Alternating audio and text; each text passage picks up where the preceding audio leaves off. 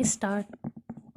शीत युद्ध की समाप्ति के पश्चात विश्व भर में ऐसे अनेक परिवर्तन हुए जिन्होंने प्रत्येक देश की नीतियों को प्रभावित किया।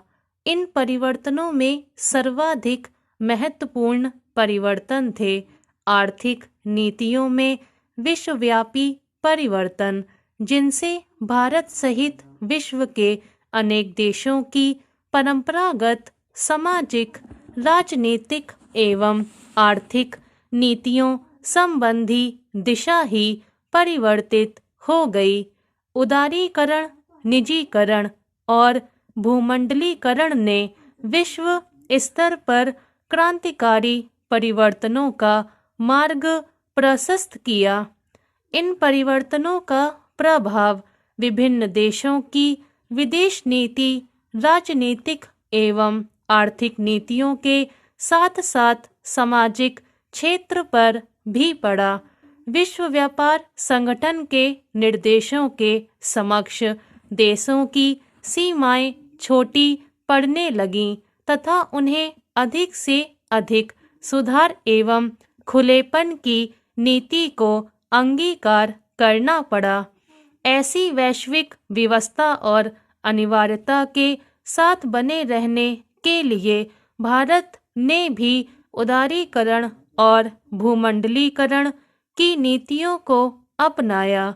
देश की अंतर्राष्ट्रीय स्तर पर एक बड़े बाजार के रूप में प्रक्षेपित किया गया तथा सरकार ने अपने इस बड़े बाजार को भुनाने के लिए विदेशी कंपनियों को आमंत्रित किया।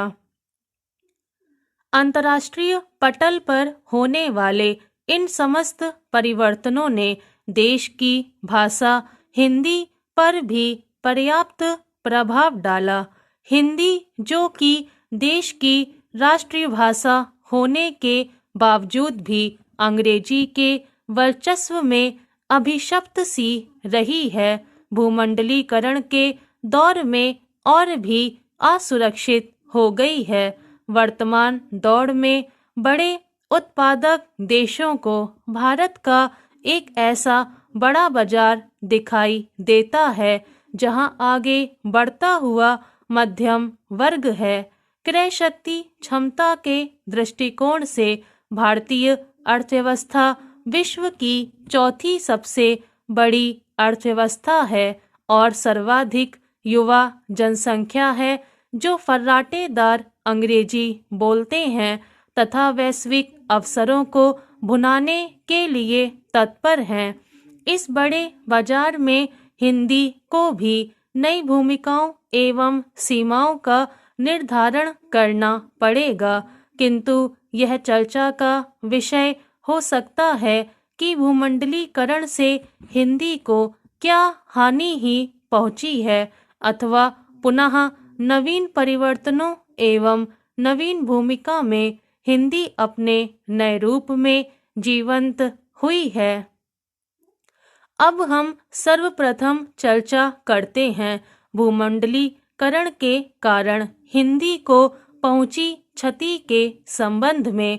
यदि भूमंडलीकरण द्वारा सृजित नए नए रोजगार के अवसरों की ओर दृष्टिपात किया जाए तो भारत हेतु सूचना प्रौद्योगिकी, कॉल सेंटरों, बीपीओ आदि की भरमार है। साथ ही ई बिजनेस एवं उच्च तकनीकी शिक्षा प्राप्त कर विदेशों में रोजगार के अवसर पहले से ही बड़ी संख्या में युवा बेरोजगारों को अपनी ओर आकर्षित कर रहे हैं।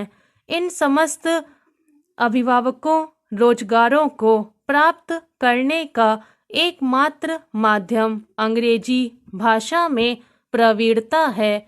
ऐसे में अभिभावकों में अपने बच्चों को आरंभ से ही अंग्रेजी माध्यम से शिक्षा दिलाने की होड़ सी लगी रहती है। आजकल छोटे छोटे गांव और कस्बों में भी बड़ी संख्या में अमेरिकन अंग्रेजी सिखाने वाले संस्थान खुल गए हैं।